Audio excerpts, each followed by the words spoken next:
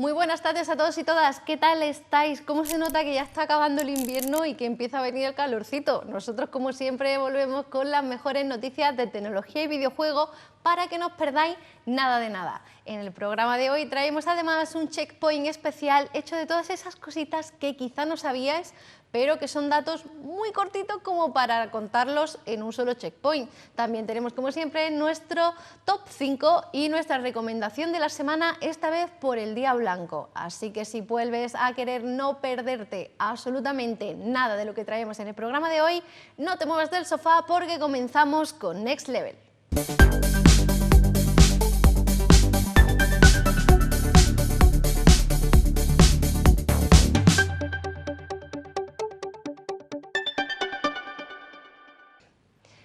Y en esta semana las noticias de videojuegos han estado un poco más flojitas porque ya hemos tenido la mayoría de lanzamientos grandes, pero os traemos cosas mucho más interesantes del mundo de la tecnología y la ciencia.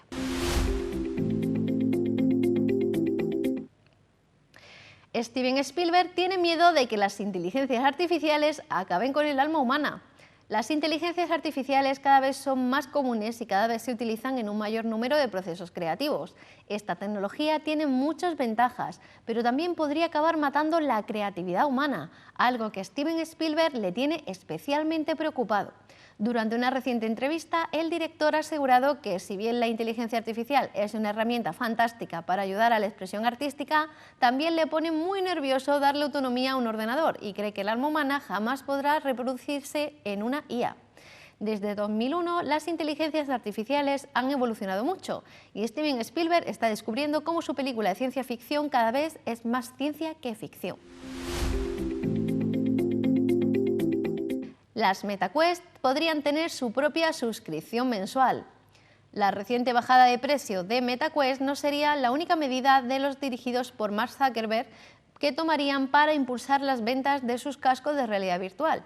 Todo apunta a que los de Menlo Park también estarían trabajando sobre su propio servicio de suscripción mensual, que podría llegar bajo el nombre de Quest Pass. Rastros del Quest Pass han sido encontrados en las apps de MetaQuest para iOS y Android. La información que se ha divulgado no ofrece una cantidad exagerada de detalles.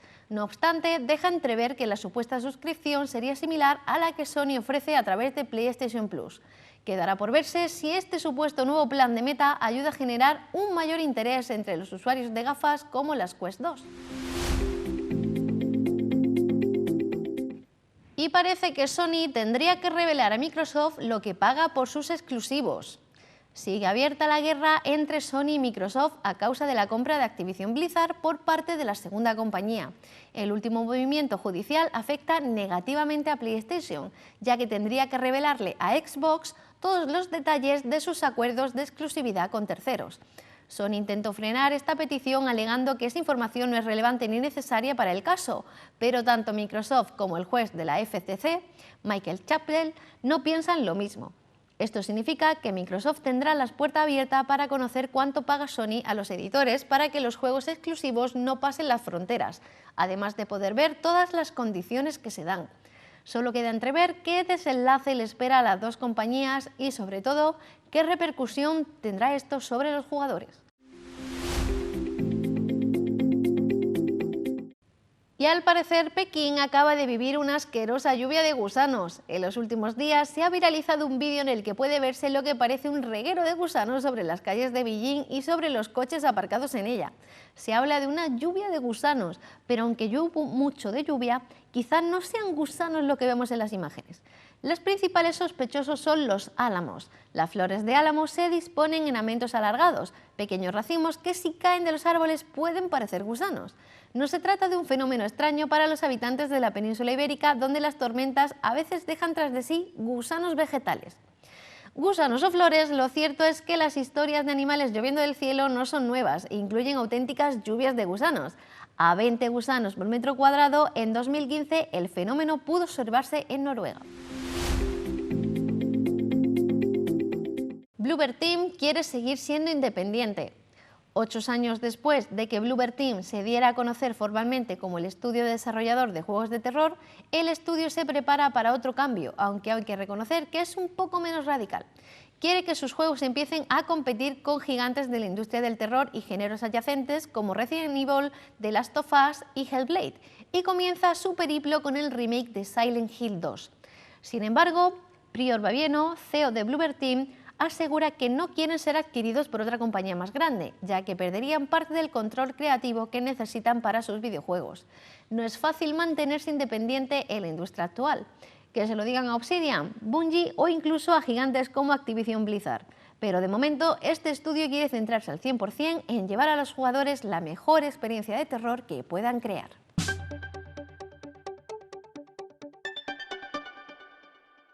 Y en el top 5 de hoy la cosa va de malos. Sí, de malos, porque todos nos acordamos cuando tenemos un villano memorable, un jefazo de los de Dark Souls, el del Ring, que nos hacen temblar. Pero ¿qué pasa con los enemigos más comunes?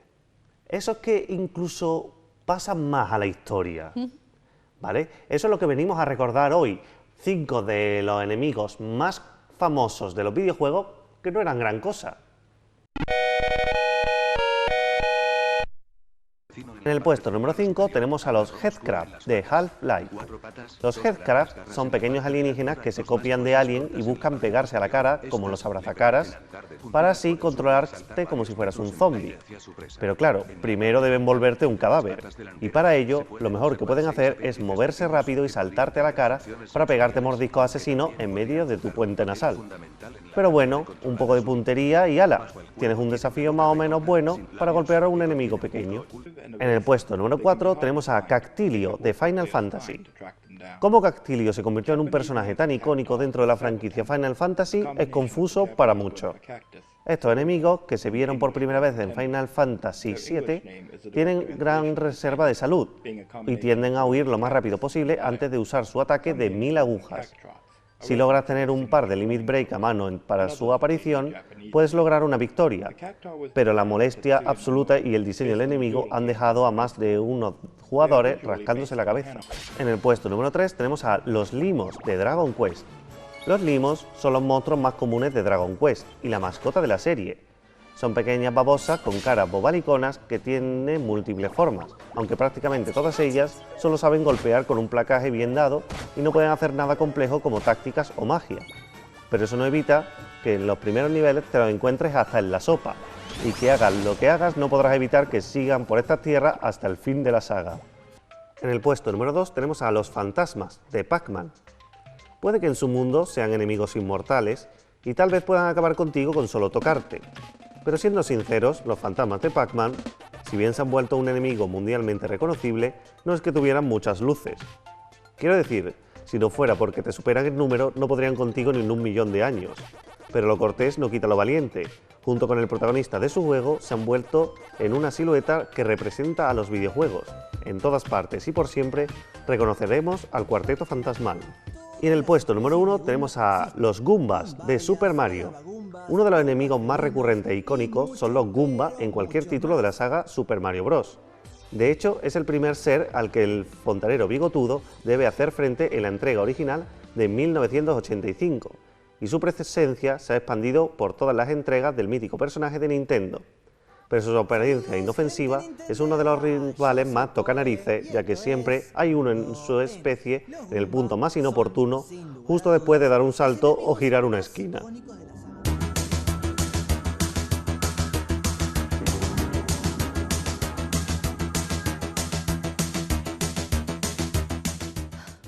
Pues en el programa de hoy tenemos el checkpoint de los checkpoints.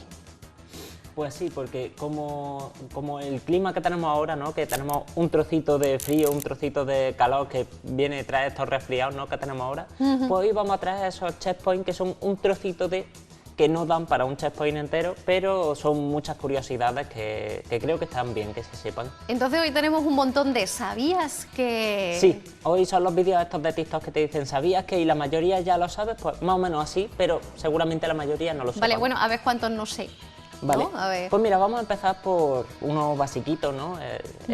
Vamos a retroceder hasta algo que ahora damos por hecho, que son los botones frontales en los mandos. Vale. Pero ¿sabrías decirme cuál fue la primera consola que los tuvo? Los botones frontales. Yo la primera vez que recuerdo haber visto un botón frontal fue en mi GameCube, pero Pues, no sé si es esa. No fue la GameCube, pero sí que fue de Nintendo. Fue en la Super Nintendo, que era un mando más redondito que el de la consola anterior y ya añadió estos dos botones frontales, derecho e Gatillo. izquierdo. No eran No. gatillos todavía, eran solo Vale. los bumpers, los de arriba, como ahora tenemos, claro, tenemos los botones frontales y los gatillos, ya Sí. se ha modificado un poco. Que tampoco fueron siempre gatillos, al principio eran dos botones frontales, era... Ya si le pones un mando de Play 1 a alguien delante es súper incómodo. Pero este es como, bueno, vale, está bien, ¿no? Vamos a tirar para cosas Hoy un traes poquito... chuleta, hoy traes Hoy traigo chuleta. chuleta, porque es que son un montón, ¿vale? Es que, por ejemplo, sobre los zapatos de Sonic. Los zapatos de Sonic están inspirados en alguien que todos conocemos, pero que la mayoría no sabe, y es el rey del pop, Michael Jackson. Se inspiró el creador de Sonic en los zapatos que llevaba en el videoclip de Bad, para ser exactos. ¿Sí? Pero decidió que le encajaba más un tono rojo porque, uno, hacía un buen contraste tanto con el azul como con el fondo de la pantalla y porque se veían alucinantes cuando corría. Hombre, si me dices que los zapatos de Shadow están basados en Michael Jackson por el tema de deslizarse, más o menos me cuadra. Anda por ahí la Pero cosa, ¿eh? Lo de Sonic no me lo De esperaba. hecho, como Shadow se interpretó como una versión rival de Sonic, sí que se siguió un poquito ese... Aunque los zapatos no están basados el diseño en ninguno de los zapatos de Michael Jackson, pero la idea sí que fue un poco esa. Vale, vale, vale. ¿Qué más? ¿Qué Luego más? pasamos a el videojuego del momento, que tiene el récord Guinness de personajes más jugables de la historia, que ahora ha vuelto a salir el tema, ¿no? Porque se anunció Dragon Ball Budokai Tenkaichi 4, ¿Cierto? fue una pasada, pero todos sabemos cómo anda la cosa ahora. Poco plantel de personajes, muchos Mucho DLC. DLC. Efectivamente. Sí. Vamos a ir para el siguiente con el videojuego del momento, ¿no? Que es Dragon Ball Budokai Tenkaichi. Pero no con el 4, que es el que han anunciado, sino con el 3, que tiene el récord Guinness de personajes de un juego de lucha más número de personajes de un juego de lucha jugables de la historia. Que fue ni más ni menos que 97 personajes jugables, 161 si contamos todas las transformaciones. 97. De base. ¿Cuántos tiene el Smash? El Smash actualmente tiene, bueno, contando los DLCs no estoy seguro, el plantel básico del último creo que eran 64. Aproximadamente, ¿no? Está cerca, pero no tiene el récord, desde luego. ¿Y todos los personajes del Budokai Tenkaichi 3 eran gratuitos? Era todo gratuito porque en aquella ¿Ningún época DLC? sí que había conexión a internet, pero no había ningún DLC, en Increíble. absoluto. Eso ya no existe. Pero para nada, el juego daba, no solo en el modo versus tenía un montón de personajes, sino que además el modo historia tenía un montón de modos diferentes para el modo historia, un montón de sagas, cubría todo lo que se conocía hasta la época de Dragon Ball y el modo además historia, la jugabilidad era impresionante porque no era solo el modo combate típico del Budokai Tenkaichi que conocemos, sino el movimiento por el escenario, la búsqueda de las bolas de dragón. Y no incluía ningún DLC. Y ahora la gente está temiendo, ¿no?, que a ver con qué nos vamos a encontrar en el 4, En el porque 4. lo más probable es que tengamos un plantel pues de los estándar ahora en los juegos de lucha, que es 16 personajes, más o menos nunca llegan a los 20 de base. Y que saquen el pase de temporada, que te Pase vaya de temporada y te vamos a incluir los la DLC. saga Saiyan, la saga de Cell. Claro. Y no sabemos con qué nos vamos a encontrar. Desde luego ya sabemos que de base sí que recibimos esta vez, por lo que vimos en el tráiler, todas las transformaciones de Goku, al menos hasta el último nivel. Pero probablemente no tengamos esas transformaciones específicas con ataques especiales que tenían, como por ejemplo el Super Saiyan mientras te enfrentas a Freezer, que tenía unos ataques un poquito diferentes y unas frases especiales que cuando te enfrentabas a cualquier otro personaje. Pero no acaba aquí la cosa, tengo Hay muchos más, tengo hay muchos más. más. Ahora vamos a pasar pues a eso, a cosas que marcaron un hito, ¿no? Y vamos a ir con el primer RPG de la historia. ¿Sabrías decirme cuál es? Pero bueno, ¿esto qué es, un examen? Apuesto a que no. El primer RPG de la historia, ni idea. Cualquiera seguramente si la preguntas pues te dirá O algún Final Fantasy o algún Dragon... Dragon algo. Quest o Final Fantasy, Sí. efectivamente, pero no. El primer RPG tal cual lo conocemos, ahora un RPG de la historia, fue Petit Five, o también conocido como The Dungeon, The Dungeon. que fue un RPG pues totalmente primitivo, creado para una red conocida como Plato, creo que era Platón. Ajá. El juego era totalmente básico, una pantalla negra y tenía líneas naranjas y tu personaje, que ni siquiera tenía una animación de movimiento, solo saltaba de casillas. La mazmorra se generaba aleatoriamente, los enemigos también y los objetos que recibías también. Cuando te encontrabas con un enemigo podías enfrentarte a él con armas, con magia o intentar huir. Y vencer a los enemigos te daba unos puntos que tú podías utilizar para modificar a tu personaje. Vaya. Por lo tanto, todo RPG. lo que hizo este juego fue básicamente crear el género RPG, aunque luego... Bueno, eso realmente era una partida de rol, ¿no? Sí. Es exactamente cómo funciona una partida de rol. Sí, y al final un RPG, no, aunque ahora en inglés, porque en español se usa el mismo término, pero en inglés sí que se usa el Tabletop RPG o RPG para diferenciar los videojuegos. En realidad los juegos de mesa son los originales. Y este juego lo que hizo fue replicar todo esto en una mediante consola. una programación. Ah, qué guay. ¿Qué más? ¿Qué más? Es muy interesante. Ahora vamos con cosas que si son interesantes son un poquito más graciosas que interesantes, ¿vale? Voy a dejar la que para mí es la mejor para el final. Vamos a empezar por Glucoboy. ¿Glucoboy? ¿Glucoboy a qué te suena? A glucosa, algo relacionado con los dulces, ¿no? Efectivamente, Glucoboy era un dispositivo para la Game Boy Advance desarrollado y vendido exclusivamente en Australia. Para controlar el nivel de glucosa en sangre de la gente diabética. Y los días que tu glucosa marcase los niveles indicados, recibía unos puntos de recompensa que podía utilizar en los videojuegos que tenía. Gamificaron a la gente con problemas de diabetes. Efectivamente, porque a los niños era muy difícil explicarles por qué no podían comer caramelos, ¿no? Claro. Entonces, lo que hicieron fue crear un videojuego que les explicara dentro, tenía unas pequeñas guías, pero además, si tú realmente habías cumplido, pues te daba unos puntos para poder jugar mejor en estas aventuras, desbloquear más juegos. Pero es que no queda ahí, porque es que luego Bayer compró esta patente y sacó Glucoboy DS. Que tiene una secuela para la DS. Una secuela también vendida exclusivamente en Australia. De hecho, he estado buscando a ver si se podía comprar, cuesta una barbaridad. Yo supongo que es un poco de culto, ya ¿no? es nivel de coleccionismo, sí, porque claro, eso de tener que sacarte sangre para jugar, igual a la gente no le gusta. Pero bueno, pero lo mejor de este Glucoboy DS no fue que simplemente dijeron, venga, vamos a hacer otro, pero para la consola del momento. Es que uno de los minijuegos que incluía Glucoboy DS era una secuela del anterior, porque era un RPG con el que la gente se quedó con muchas ganas y continuaron la historia.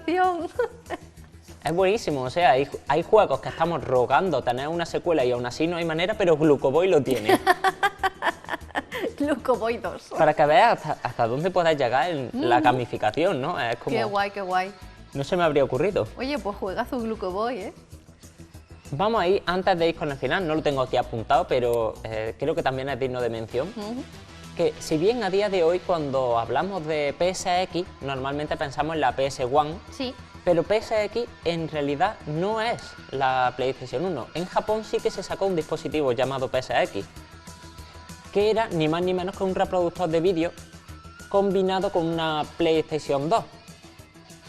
¿Cómo que un reproductor de vídeo? Pues básicamente era como... ¿De vídeo, de cintas de vídeo? Creo que era DVD y HD DVD con una tele ya y una PlayStation 2. Era una cosa complicada, cuesta mucho encontrar una especie información, de híbrido, pero era un golem, híbrido, básicamente un es un chisme muy grande, blanco, que reproduce PlayStation 2 y de hecho a día de hoy mucha gente encuentra más fácil comprar uno de estos que una PlayStation 2 en buen estado, porque se comercializaron menos, se usaron sobre todo como dispositivos de escaparate, entonces están en mucho mejor estado que las PlayStation 2, entonces es más fácil.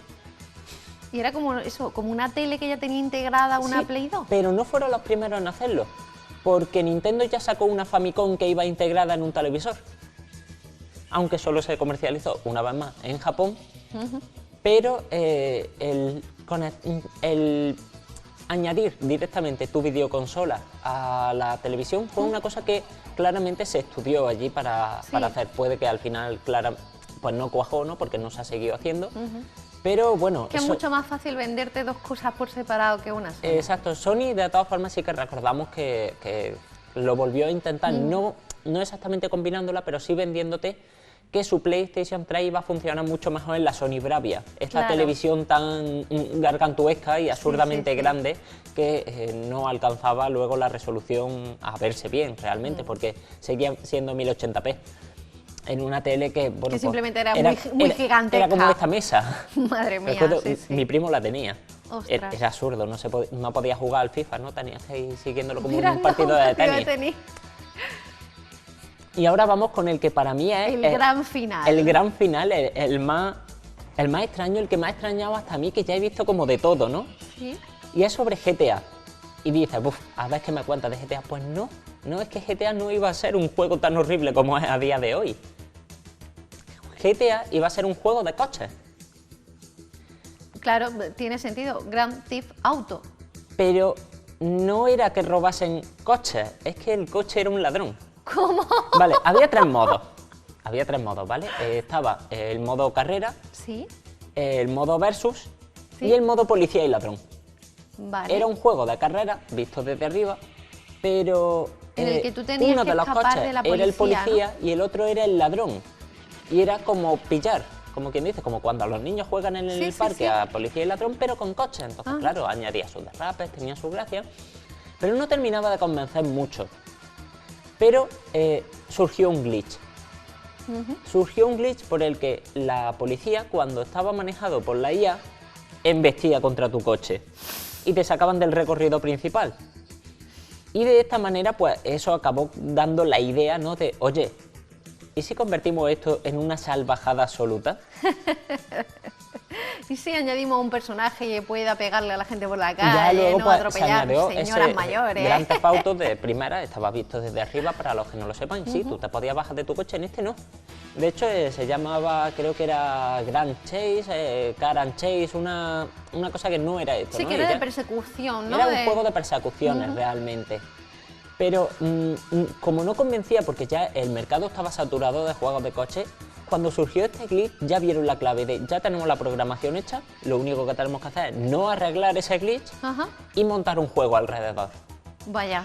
Increíble, o sea, muchas veces es más fácil eso que arreglar el propio glitch, porque a lo mejor es lo que lo hace interesante.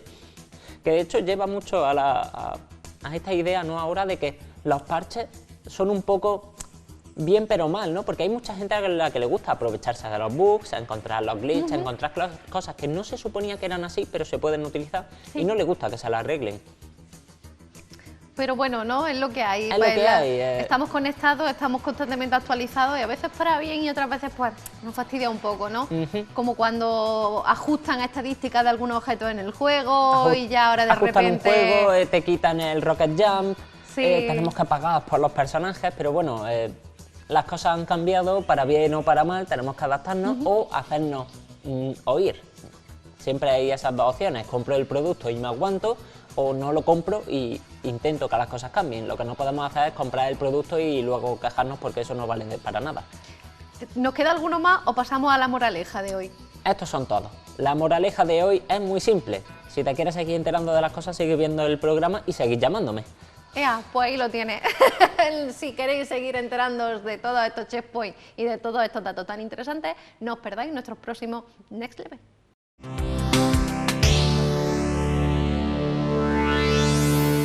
Y como recomendación de la semana os traemos un juego relacionado con el White Day, el día en el que las chicas en San Valentín tienen que devolver los regalos que han recibido. Es una tradición japonesa, aunque en el juego que traemos hoy va a tener un pequeño giro este retelling, un regiro un poco terrorífico. White Day a Labyrinth Name School es un juego con una perspectiva asiática de aventuras de terror de gráficos en 3D. En el juego aparecen diferentes leyendas y misterios que tienen en común un bachillerato en el que, por cierto motivo, el protagonista y 4 compañeras se han quedado encerrados y donde las pesadillas caminan por los pasillos.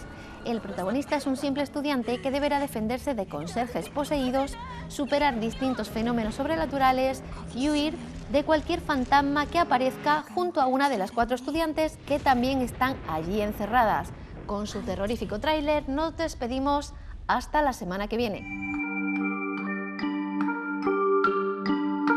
So, why did you come to school at this hour? This school has so many hidden secrets. Shh! Did you hear something just now?